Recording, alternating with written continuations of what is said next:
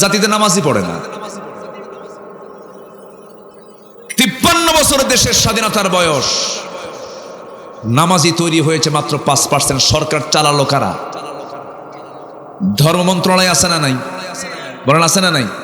আচ্ছা, দেশের এখানে যারা বসে আছেন, আমি লজ্জা দেওয়ার জন্য বলছি না, বাস্তবতার জন্য বলছি, কেউ মন খারাপ করবেন না। বলেন তো, এখানে যারা আছেন ম্যাক্সিমাম সবাই তো মুসলমান নাকি? দু একজন হিন্দু ভাই থাকতে পারেন, ম্যাক্সিমাম তো মুসলমান। বুকে হাত দিয়ে বলেন তো, কোরআন সহি করে পড়তে পারার লোক কি এখানে বেশি না কম? শুধু কম না, অনেক কম। কোরআন সহি করে পড়া কি? আস্তে কন কেন?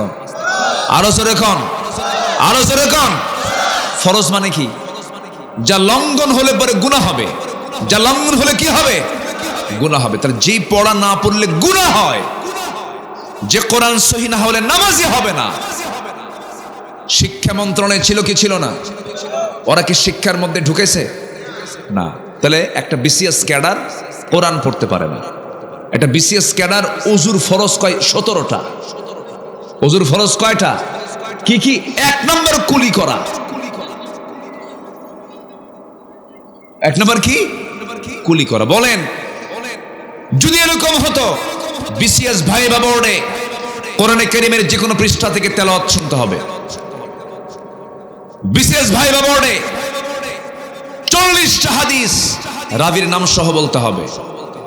বিসিএস ভাইবা বোর্ডে ইসলামের ইতিহাস থেকে 10টা প্রশ্ন করা হবে। যদি এরকম করে যদি শর্ত জড়িয়ে দিত, আল্লাহর কসম, দেশের দুর্নীতি আজকে এরকম চিত্র দেখা লাগতো না। কষ্ট পাচ্ছেন? এগুলো বললেই তো আমরা মৌলবাদী হয়ে যাই, আমরা জঙ্গি হয়ে যাই। জঙ্গির নাটক প্রত্যেক মাসে একবার করে ঘটাতো, 2 মাসে একবার করে ঘটাতো, 3 মাসে একবার করে ঘটাইয়া র‍্যাব অভিযান চালায়া 2 জনকে ধরে আনতে নেই, ক্রস ফায়ারে 3 জন মারা গেছে। আজকে 6 মাসকে এই নাটক কি শোনা যায়? শোনা যায়? শুনবেন কেমনে? নাটকের যিনি মূল নাট্যকার দিল্লি গিয়ে বসে আছে।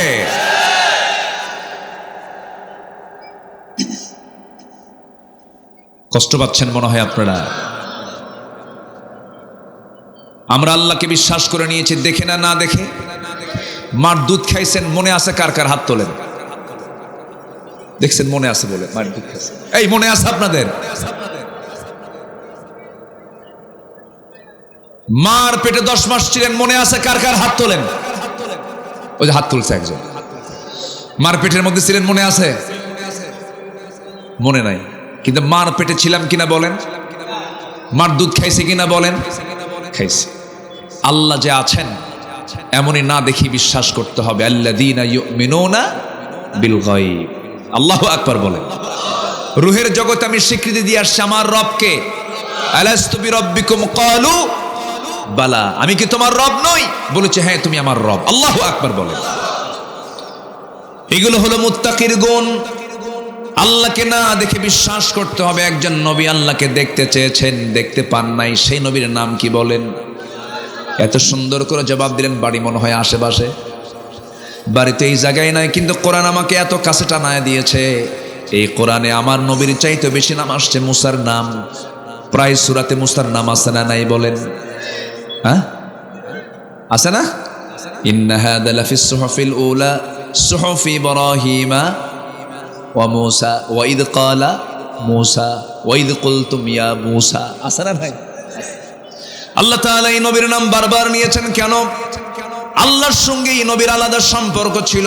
সব নবী কথা বলেছেন ফেরেশতা জিবরিলের মাধ্যমে, আর আল্লাহ তাআলা ডাইরেক্ট কথা বলেছেন যে নবীর সাথে। ও কাল্লামাল্লাহু মূসা তাকলিমা। ডাইরেক্ট কথা বলতেন। একদিন বলতেছেন, মূসা বলতেছেন, আল্লাহ সারা জীবন অডিও কল দিলাম, আজকে ভিডিও কল দেব। কি কল দিবে? আল্লাহ বলছে, মূসা ভিডিও করার অপশনই নেই, আমারে তুই দেখতেই পারবি না। আল্লাহু আকবার বলে। ভিডিও কল হবে নাকি? আল্লাহ চেষ্টা করি। কি করি? এই নবীটা একটু ভিন্ন ছিলেন তো, চেষ্টা করি।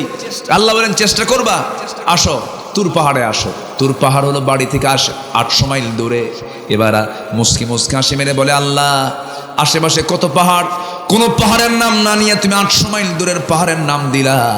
আমি মুসাও কম না, আমি কিন্তু তাও কোনো কিছু মানবো না, আমি তোমাকে দেখতে যাবই। সুবহানাল্লাহ। মোহাব্বত, এটা কি বলেন তো? মোহাব্বত। প্রেমিকার বাড়ি যদি 200 মাইল দূরেও হয়, প্রেমিকের বাড়ি যদি 200 মাইল দূরেও হয়, প্রেমিকের কাছে কিছু মনে হয় নাকি? দেখছে কি কয় না, লক্ষণ তো খারাপ দেখতেছে আপনাদের।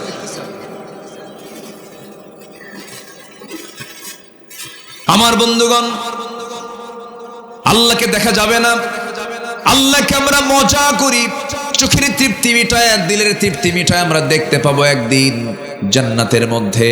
আমরা দেখব, চিৎকার মেরে বলি ইনশাআল্লাহ। দেখবেন না? জান্নাত পেলাম, আল্লাহ কি পেলাম না, তার লাভ হলো কি? জান্নাতের মধ্যে আমরা তৃপ্তি ভরে আল্লাহকে দেখে নেব, কিন্তু আল্লাহকে বিশ্বাস করতে হবে সবার আগে। নাম্বার 2 হলো নামাজ কায়েম করতে হবে, নামাজ কায়েম করতে হবে। নাম্বার 3 হলো যা আল্লাহ পাক সম্পদ দিয়েছেন তা থেকে কিছু আল্লাহর পথে খরচ করতে হবে। নাম্বার 4 হলো কিতাবের প্রতি বিশ্বাস থাকতে হবে। নাম্বার 5 হলো আখিরাতের প্রতি বিশ্বাস থাকতে হবে। আখিরাত আছে না নাই? মরার পর কি আবার জিন্দা হব কিনা? হ্যাঁ, কি হুজুররা কয় কি যেন হই, এরকম চিন্তা করতেছেন নাকি? কি বলেন, জিন্দা হব কিনা? বলেন হব কিনা? এই বিশ্বাস আছে নাকি? কোরআন মহাসত্য, এটাও মহাসত্য। কোরআনটা কত বড় যে মহাসত্য কিতাব, যারা কোরআন পড়েন তারাই বুঝবেন। কোরআন নিয়ে কথা বলতে গেলে ঘন্টার পরে ঘন্টা লেগে যাবে। এই এলাকায় আলুর চাষ হয় কিনা জানি না, রংপুরে তো আলুর চাষ হয়। এলাকায় আলুর চাষ হয় নাকি? কি আলু? আচ্ছা, কাঠিলাল। কাঠিলাল, বড় বড় কাঠিলাল, বড় না? এত বড় বড়, 2টাতে 1 কেজি হয়ে যায়। বড় বড় কাঠিলাল আলুগুলো যখন আপনি জমিতে লাগাবেন, আলু ফলনের জন্য বড় আলু একটাই লাগান না, কেটে কেটে লাগান। কেটে কেটে টুকরো টুকরো করে করে এটাকে প্রসেস করে যখন চোখ বের হয়, এরপরে আপনি জমিতে একটা একটা করে লাগাই দিয়ে উপরে মাটি দিয়ে দেন। 2 মাস 3 মাস খোঁজ নাই, এরপরে যদি খোঁজ নিতে যান যেটা লাগাইছেন সেটা থাকে নাকি? কই যায়? মাটি হয়। কি হয়? মাটি হয়। কিন্তু সে একটা আলু থেকে, সেই একটা টুকরা থেকে 4টা 5টা 10টা 12টা পর্যন্ত যে আলু হলো, চোখের সামনে একটা আলু আপনি লাগালেন, সে আলু মাটি হয়ে গেল। সে আলু থেকে যদি যে আল্লাহ তাআলা 8-10টা আলু দিতে পারেন, সে আল্লাহকে আমার মৃত্যুর পরে মাটির সঙ্গে মিশা আবার জিন্দা করতে পারেন না? পারেন? তিনি কে? আসতে বলবেন না, তিনি কে? আল্লাহ তাআলা আমাকে জিন্দা করে বিচার করবেন, কোনো সন্দেহ নাই। লা শাক্কা ফি, কোরআন বলে দিচ্ছে আমি তোর বিচার করে দেব রে। কোরআন জাল্লার কিতাব, 2টা এক্সাম্পল দিলেই ক্লিয়ার হয়ে যাবে। একটু কানটা লাগাবেন, সায়েন্সের কথা একটু মনোযোগ দিয়ে কথাগুলো শুনবেন। এই যে আমি কথা বলছি, এর মধ্যে লোহা আছে, এটা লোহা আছে, ওই যে মেশিনগুলো লোহা, এই যে লোহা, লোহা ছাড়া কিছুই হয় না। প্রত্যেকটা জায়গায় লোহা। লোহাটা কারো না, লোহাটা একটা সুঁয়ের জন্য যে লোহার প্রয়োজন হয়, একটা সুঁয়ের লোহাও পৃথিবীর কোনো মানুষ কোনোদিন কিয়ামত পর্যন্ত বানাতে পারবে না। ভাবছেন বিএসআরএম আর কেএসআরএম রড বানায়, পৃথিবীর কেউ লোহা বানায় না। লোহাটা কার দেওয়া? লোহা ছিল কোথায় বলেন? কোরআন বলছে। তাহলে বলেন তো, কোরআন কি শুধু ধর্মীয় কিতাব? 1500 বছর আগে কি তথ্য দিচ্ছে দেখেন। এই লোহাটার ব্যাপারে কোরআন কি বলে, আর আধুনিক বিজ্ঞান কি বলে? আধুনিক বিজ্ঞান বলতেছি, লোহা তৈরি করার জন্য যে পরিমাণ তাপমাত্রা দরকার, সেই তাপমাত্রার পরিমাণ হতে হবে 5 billion degree Celsius. 5 billion degree Celsius তাপমাত্রা লাগবে, তাছাড়া কোনোদিন লোহা উৎপন্ন হতে পারে না। আমরা যে সূর্যের আলো ভোগ করি, সেই সূর্যটা, তার আভ্যন্তরীণ তাপমাত্রা দুনিয়াতে আমরা পাইছি এখন ধরেন আছে 25-26 ডিগ্রি সেলসিয়াস, আর সেই সূর্যের আভ্যন্তরীণ তাপমাত্রা হলো 15 মিলিয়ন ডিগ্রি সেলসিয়াস। 15 মিলিয়ন ভাই, মিলিয়ন মিলিয়ন, 15,000 না, 15 লাখ না, 15 মিলিয়ন ডিগ্রি সেলসিয়াস তাপমাত্রা। তাহলে লৌহ উৎপাদন করার জন্য দরকার ওই সূর্যের চেয়ে আরো তাপমাত্রা 5 বিলিয়ন ডিগ্রি সেলসিয়াস তাপমাত্রা তো দুনিয়ার কোথাও নাই। এই তাপমাত্রার জায়গা বিজ্ঞান বলতেছে আকাশের কোনো জায়গায় সুপারনোভার বিস্ফোরণ হতে পারে। সুপারনোভার বিস্ফোরণ হয়ে মহাকাশ থেকে আল্লাহ পাক লোহাটা জমিনে নাজিল করে দিয়েছেন। বিজ্ঞান আজকে এটা প্রমাণ করতেছে। আর কোরআন ১৫০০ বছর আগে বলছে ওয়া আনজালনাল হাদিদ ফীহি বা'সুন শাদীদু ওয়া মানাফিউ লিন-নাস। আমি আল্লাহ রাব্বুল আলামিন লোহা নাজিল করেছি। একটা সূরার নাম হাদিদ। বলেন একটা সূরার নাম কি? হাদিদ মানে লোহা। আমি লোহা নাজিল করেছি ফীহি বা'সুন শাদীদুন, যার মধ্যে প্রচন্ড শক্তি আছে। এটা আপনার কাছে যত সুস্পষ্ট হবে, আল্লাহর কাছে মাথা নত আপনার তত বেশি হবে। আল্লাহু আকবার বলেন। কোরআনটাকে আমরা বেশি করে পড়বো, জোরে বলি ইনশাআল্লাহ। এই কোরআন জিরোকে হিরো বানায় দিয়েছে। ওমর ছিলেন জিরো মানুষ, কি হয়ে গেছেন? হিরো। আর আবু জেহেল ছিল কি? হয়ে গেছে কি? জিরো। হিরো ছিল, সে ছিল সিটি মেয়র, সে হয়ে গেছে জাহান্নামের নরকীট, শুধু কোরআনটাকে না মানার কারণে। এক সাহাবী ইসলাম কবুল করেছেন, চোখের পানি ফেলে ফেলে কাঁদতেছেন ইসলাম কবুল করার পরের দিন থেকেই। রসুল বলেন, সাহাবী তুমি কি ইসলাম কবুল করে ভুল করছো? না হুজুর। তো কান্দো কেন? তোমার চোখে এত পানি কেন? ইসলাম কবুল করছো, আনন্দ করবা, কান্দো কেন? হুজুর আমার কোনো দুঃখ নাই, আমি কান্দি হলো একটা ভয়ে। কি? আপনি বলেছেন আমার সব গুনাহ মাফ হবে, কিন্তু আমার মনে একটা গুনাহ আল্লাহ পাক আমার মাফ করবেন না। কেন? কি করছে? হুজুর আমি এমন একটা দোষ করেছি, নিজের হাতে নিজের মেয়েকে, নিজের কন্যা সন্তানকে আমি নিজের হাতে খুন করেছি। আমার নবীজি ইন্না লিল্লাহ বলে বলেন, সাহাবী আমার সামনে বসো। বসায়া দিলেন। বসে বললেন, বলো তো ঘটনা কি, আমাকে একটু শোনাও। সঙ্গে সঙ্গে সেই সাহাবী নবীর সামনে ব্রিফ করলেন, ইয়া রাসূলুল্লাহ, আমার স্ত্রীর গর্ভে সন্তান 6 মাস। বউটাকে বললাম, যাও বাবার বাড়ি যাও, সন্তান ডেলিভারি হওয়ার পরে চলে আসো। সন্তান ডেলিভারি হলে, ছেলে হলে নিয়ে আসবে, মেয়ে হলে পরে জীবন্ত পুঁতে হত্যা করবে, আমাকে বলার প্রয়োজনই নাই। হুজুর আমার বউটা চলে গেল, সন্তান ডেলিভারি হয়েছে, মেয়ে আমাকে বলল মর সন্তান হয়েছে। আমার বউটা সন্তানটার মোহাব্বত ছাড়তে পারল না। আমার অজান্তে অন্য বাড়িতে আমার চোখের আড়াল করে সন্তানটাকে ধীরে ধীরে বড় করতে লাগলো। 6 বছর আমি দেখি নাই। 7ম বছর আমি হঠাৎ করে একদিন চলতে নিয়ে দেখি আমার সামনে দিয়ে সন্তানটা যায়। আমার মতো ভ্রু, আমার মতো গায়ের চামড়া, আমার মতো সুন্দর হুজুর, আমার মতো চেহারা, আমার মতো হাত পা, চোখ, চাহনি, কথাবার্তা, ঠোঁটমোট সব মিলে গেছে। সন্তানটাকে ধরে এনে আমার স্ত্রীর সামনে দাঁড় করায় বললাম, স্ত্রী বলো তো সত্যি করে সন্তানটা কার? আমার স্ত্রী থরথর করে কাঁপে, তার বডি ল্যাঙ্গুয়েজ প্রমাণ করে দিল সন্তানটা আমাদের সন্তান। কেঁদে কেঁদে বলে, আমার স্বামী দয়া করে সন্তানটার গায়ে হাত দিবেন না, আমি খুব আদর করে মানুষ করেছি।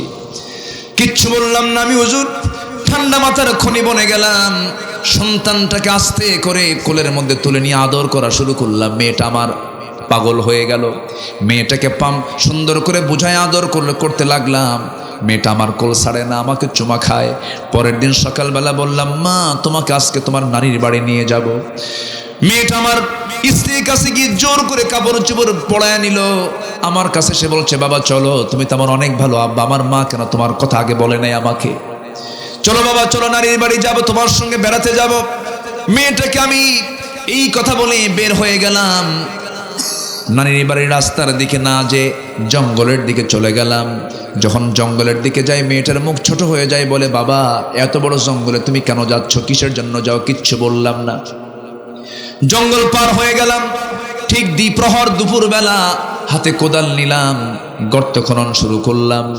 শরীর থেকে ঘামগুলো ঝরে, আর মেয়েটা গামছা দিয়ে আমার ঘামগুলো মুছে মুছে দেয়।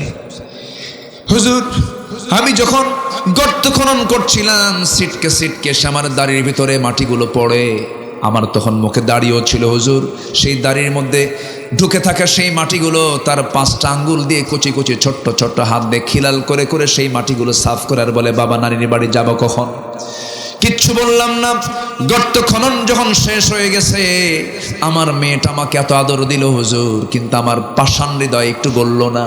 মেয়েটাকে বললাম, মা দেখো তো গর্ত খনন কেমন হয়েছে। আমার মেয়েটা সরল মনে, নিশ্চিন্ত মনে মেয়েটা গর্তের কাছে গিয়ে উঁকি মেরে দেখতে লাগলো। একটু ঈষৎ একটু ঘাটটা নিচু করে ভিতরের ওই গর্তের ভিতরের সাইডটা যখন দেখতে নিয়েছে, উকি মেরে যখন দেখতে নিলাম, আমি পিছন দিকে চলে আসলাম। চক্ষু বন্ধ করে মায়া দয়া আমার ভিতরে কাজ করলাম, মায়া দয়া চুল পরিমাণ কাজ করলো না। একটা ধাক্কা মারলাম, এক ধাক্কায় মেয়েটা আব্বা বলে চিৎকার করে গর্তের মধ্যে উপর হয়ে পড়ে গেল। চিত হয়ে দুইটা হাত এক জায়গায় করে বলছে, বাবা বুঝতে পেরেছি আমার মার কথাই সত্য হয়ে গেছে। বাবা আমি জানতে পেরেছি, বুঝতে পেরেছি আমার একটা অপরাধ, আমি নারী হয়ে পৃথিবীতে জন্মগ্রহণ করেছি। বাবা এই যদি হয় আমার অপরাধ, আমি তোমার কাছে প্রাণ ভিক্ষা চাচ্ছি, জীবনে একটা বারের মতো আমাকে বাঁচায়া দাও, বিনিময়ে প্রয়োজনে ভিক্ষা করে খাবো, তোমার সামনে আমি আমার চেহারা কখনো দেখাবো না।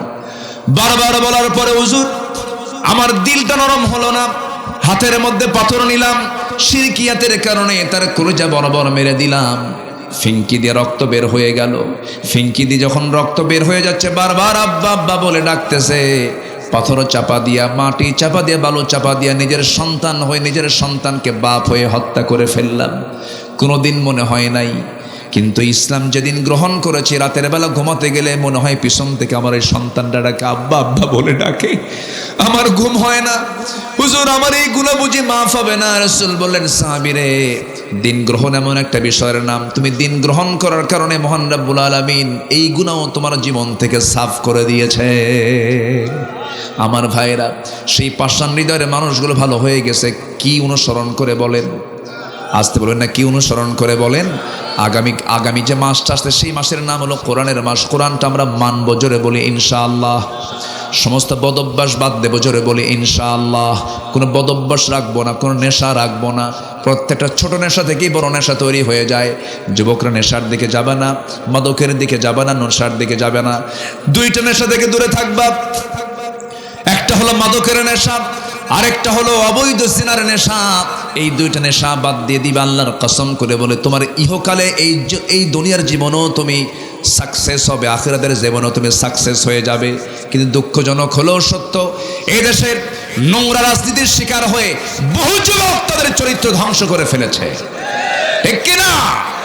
যে নেতা তোমাকে নামাজের কথা বলে না, ওই নেতার মুখে জুতা মারো, জুতা মারো, ঠিক কিনা?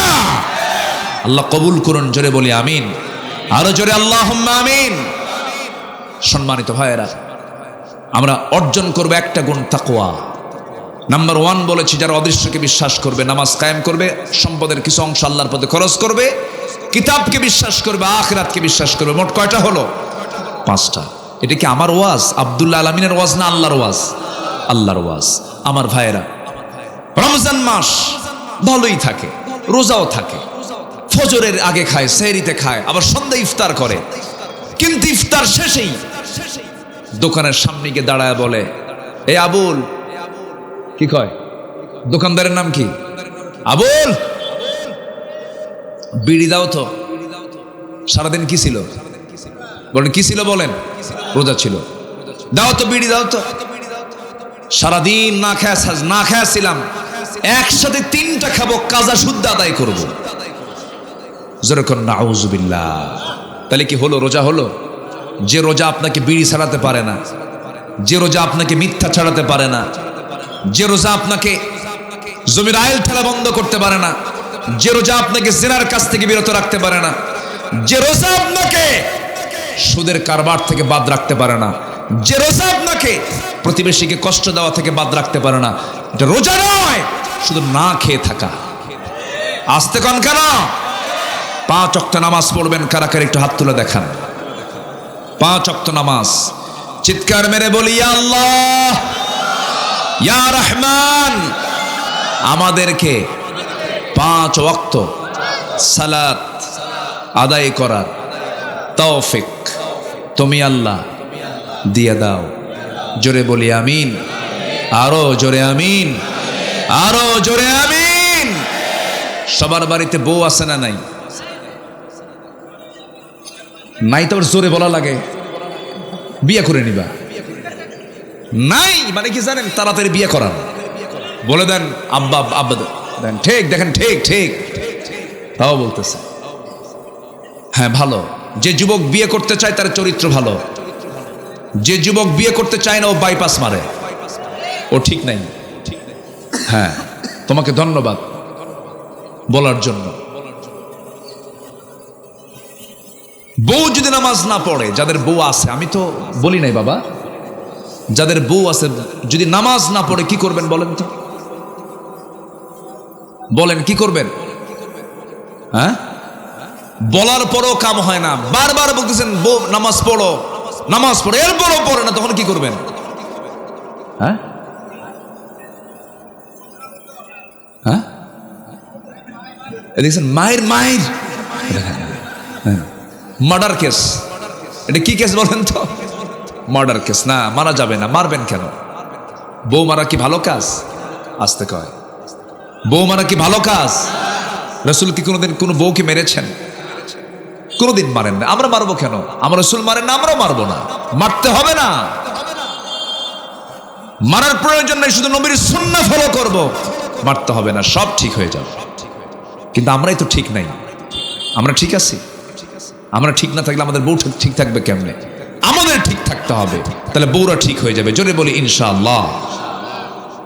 ফজরের সময় কোনো কথা নেই, শীতের মধ্যে তো বউ উঠতেছেন, আপনি উঠছেন, আস্তে করে গরম পানি রেডি করে বলবেন, শোনে দিকে আসো, যে গরম পানি করছি, নামাজ পড়বা? বলেন তো, লজ্জা পাবে কিনা বলেন? গরম পানি করতে হবে কার জন্য? আর গরম পানি করে কার জন্য? লজ্জাইতে সে নামাজে দাঁড়ায় যাবে। আস্তে কন কেন, ঠিক কিনা?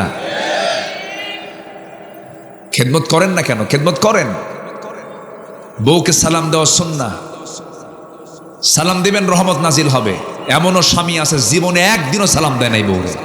এরকম স্বামী আছে না নাই? রহমতই আপনি দিবেন না, রহমত পাবেন কেমনে আপনি? সবাইকে রাজি আছেন?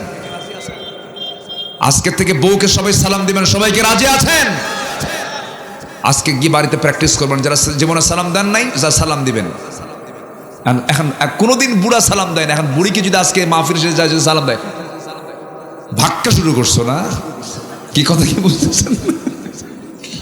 হয়তো প্রথম 2-1 দিন এরকম করবে, এরপরে দেখবেন আপনি সালাম দিচ্ছেন, একটা জান্নাতি পরিবেশ চলে আসবে। আল্লাহু আকবার বলেন।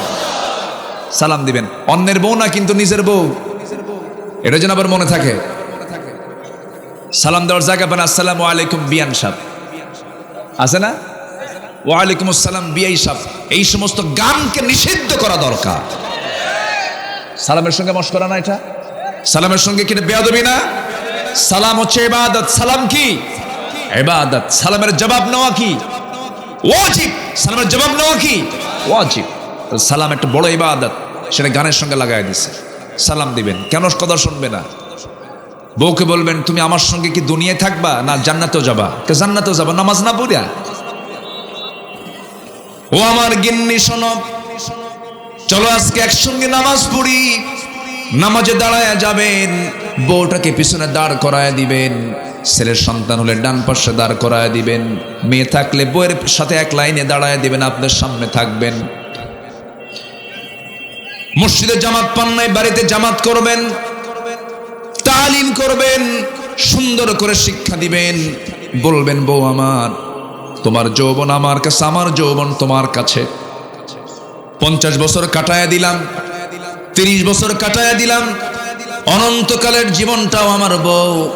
আমি তোমার সঙ্গে জান্নাতি কাটাতে চাই, আমি তোমাকে ভালোবাসতে চাই, জান্নাতও তোমাকে নিতে চাই। তুমি কি আমার সঙ্গে জান্নাতে যেতে চাও নাকি? দেখবেন বউটার চোখের কোনা বেয়ে বেয়ে টপ টপ করে পানি পড়তেছে। দাওয়াতি কাজ চালাতে হবে নিজের বাড়িতে আগে। কু আনফুসাকুম ওয়া আহলিকুম নারা, নিজে বাঁচো, তোমার পরিবারকে জাহান্নাম থেকে বাঁচাও। পরিবারের বউকে সালামের নামাজের জন্য বলবেন, রোজার জন্য বলবেন। ছেলে মেয়েদেরকে শিক্ষা, সকল শিক্ষা আপনি দিবেন। ভালো কথা, সবার আগে কোরআন শিক্ষা দিবেন, দিন শিক্ষা দিবেন, নামাজের শিক্ষা দিবেন। রাজি আছেন? সবাইকে রাজি আছেন? জোরে বলে ইনশাআল্লাহ। আগামী রমজান হবে আমাদের জীবন পরিবর্তনের রমজান। জোরে বলে ইনশাআল্লাহ। রমজান মাস থেকে মিথ্যা ছেড়ে দেব, এই মাসে মিথ্যা বলে যাব। আস্তে খাওয়া, কোন সময় মিথ্যা বলবো না। জোরে বলেন ইনশাআল্লাহ। জোরে বলেন ইনশাআল্লাহ। রোজা রেখে বিড়ি খাই নাই, রোজার পরেও বিড়ি খাবো না। মাহফিলে এসে আবার প্রশ্ন করে, হুজুর বিড়ি খাওয়া কি জায়েজ আছে? প্রশ্ন করে, এগুলো থেকে আমরা দূরে থাকবো। জোরে বলি ইনশাআল্লাহ। আমি খুবই খুশি সবাই শুনেছেন আমার আলোচনার মাঝে, আমি কিন্তু ভরাক্রান্ত। আমার মনটা আজকে আমি একটু মর্মাহত, আমি শোকাহত। সবাইকে আমার জন্য দোয়া করবেন না? আমার পরিবারের জন্য দোয়া করবেন না? এবং সেই মারহুমের জন্য সবাই দোয়া করবেন। আশপাশে যারা মাইয়াত শুয়ে আছেন তাদের জন্য আমরা দোয়া করি। বিশেষ করে আজকে দোয়া হবে ওই 6 জন ছাত্রের জন্য, যে 6 জন ছাত্র সিনার মধ্যে 30 পারা কোরআন তুলেছে। বলি আলহামদুলিল্লাহ। আল্লাহ তার বাপকে কবুল করো, তার মাকে কবুল করো, শিক্ষকদেরকে কবুল করো, মাদ্রাসাকে কবুল করো। জোরে বলি আমিন। শোনেন, আলেম হতে পারেন নাই, সুযোগ পান না, আলেমের বাপ হন। আলেমের বাপও হতে পারেন নাই, আলেমের কাছে গিয়ে বসেন, আলেমকে মোহাব্বত করেন, মাদ্রাসায় যান, কিছু অর্থ কিছু টাকা পয়সা হাফেজদের